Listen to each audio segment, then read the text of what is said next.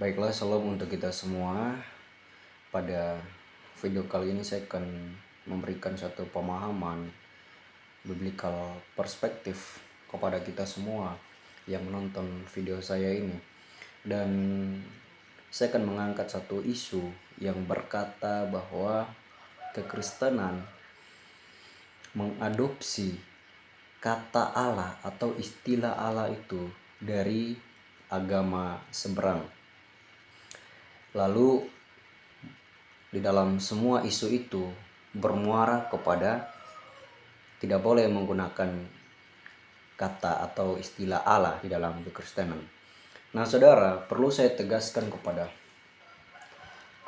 kita semua bahwa kata Allah ini atau istilah Allah ini artinya bahwa satu sosok sesembahan yang supranatural di dalam kehidupan kita, atau saya katakan bahwa Allah adalah satu sosok yang melebihi apapun di dalam dunia ini, atau yang kita sebut dengan sosok supranatural atau sosok adikodrati.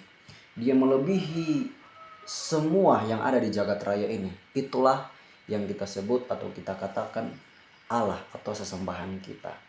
Nah, lalu saya mau katakan kepada kita bahwa kata Allah ini sudah digunakan oleh bangsa Arab semenjak zaman pra-Islam.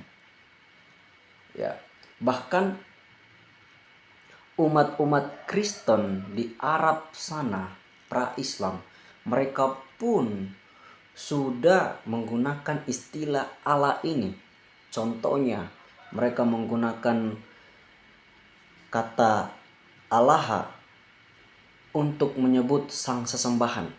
Sebagai contoh, Kristen Arab ini di Arab sana, pra-Islam, mereka menggunakan istilah Allahul Ab atau yang disebut dengan Allah Bapa. Lalu Allahul Ibn yang disebut dengan Allah Anak atau Allah Putra. Dan selanjutnya mereka menggunakan istilah Allahur Ruhul Quds atau yang disebut dengan Allah Roh Kudus. Nah, saudara, itulah yang saya mau tegaskan kepada kita semua bahwa kekristenan di zaman pra-Islam pun mereka sudah menggunakan istilah itu. Ya, mereka sudah menggunakan istilah Allah ini. Bahkan perlu saya tegaskan kepada kita semua bahwa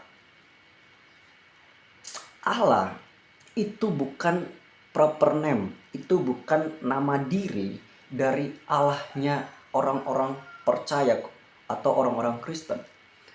Jadi Allah itu adalah generic name, nama umum, nama yang kita lantunkan kepada sesembahan kita, Allah. Dan itu hanya sifatnya ya generic name, ya, secara umum, secara keseluruhan. Namun kata Allah atau istilah Allah ini itu bukan nama diri Allah Kristen. Kita tahu bersama bahwa nama diri Allah Kristen atau kekristenan orang yang percaya yaitu YHWH Tetragrammaton. Di dalam Keluaran pasalnya yang ketiga, kita bisa melihat bahwa aku adalah aku. Aku adalah aku yang membawa engkau keluar dari tanah Mesir. Allah katakan kepada Musa, Yahweh katakan kepada Musa. Nah, lalu yang berikutnya perlu saya tegaskan kepada kita semua bahwa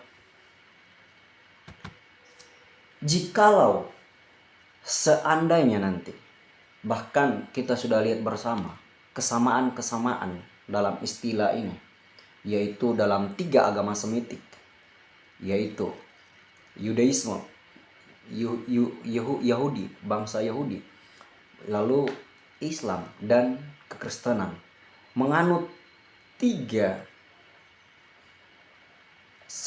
istilah sesembahan ini. Bahkan saya mau katakan bahwa 3 dalam bahasa asli penulisan kitabnya ini adalah serumpun. Jadi Jikalau ada kesamaan-kesamaan, apa salahnya dalam kesamaan itu? Namanya juga agama Semitik, agama yang ada pada saat itu. Bahkan dari penulisan-penulisan Alkitab, kitab suci masing-masing memiliki bahasa yang serumpun. Apa salahnya ya dalam kesamaan-kesamaan abjad itu, it's okay aja, tidak ada yang masalah di situ. Karena bahasa yang digunakan adalah satu rumpun begitu. Nah, lalu saya mau katakan kepada kita dalam sudut pandang Alkitab. Saudara, kalau saudara lihat di dalam kitab Kejadian pasalnya yang ke-21, ayatnya yang ke-33, saya akan bacakan untuk kita semua. Lalu Abraham menanam sebatang pohon tamariska di Beersheba dan memanggil di sana nama Tuhan Allah yang kekal, atau yang kita sebut dengan El Olam.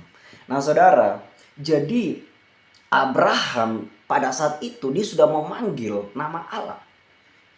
Kata Allah atau istilah Allah itu Abraham sudah pakai di zamannya. Nah lalu kita bisa lihat, lalu kita berkata di situ bahwa oh itu dia menggunakan di sana nama Tuhan. Tapi saudara, ayat atau kata kalimat yang mengikuti nama Tuhan itu dia menggunakan nama Tuhan Allah yang kekal. Nah, coba kita melihat rujukannya dari mana.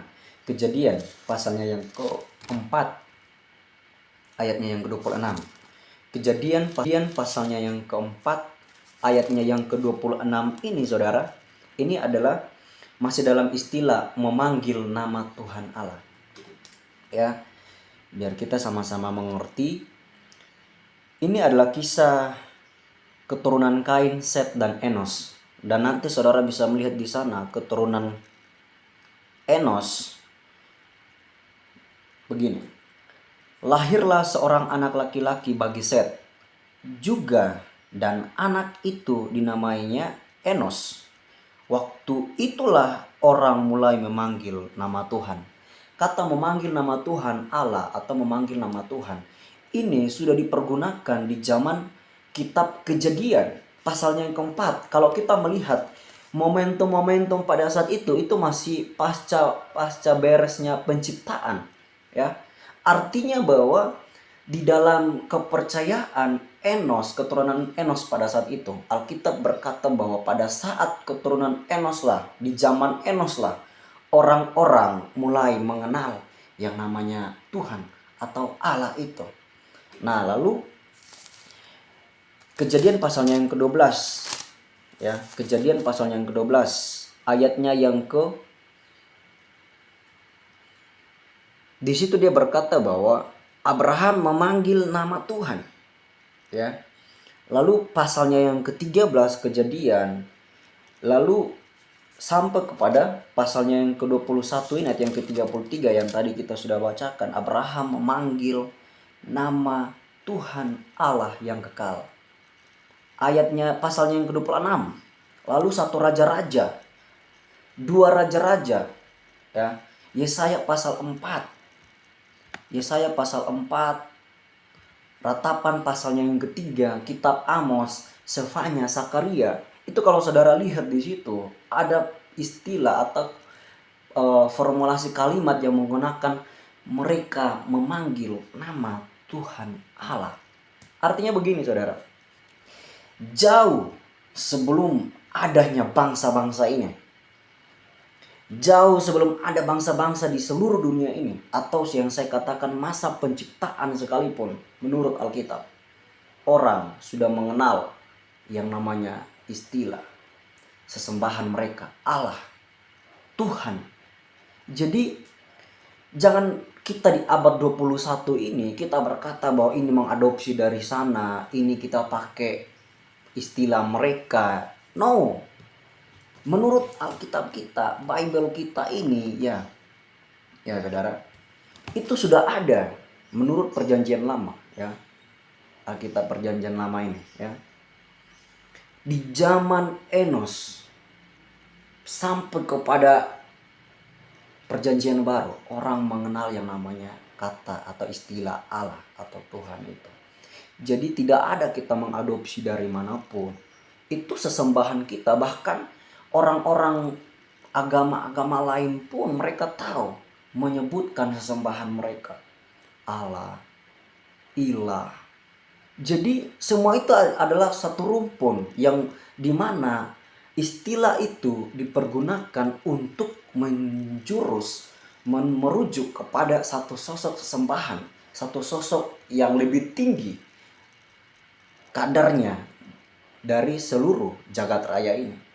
Jadi itu hanyalah istilah, tapi perlu saya tegaskan bahwa menurut Alkitab sudah memahami itu istilah Allah itu dari masa penciptaan, ya.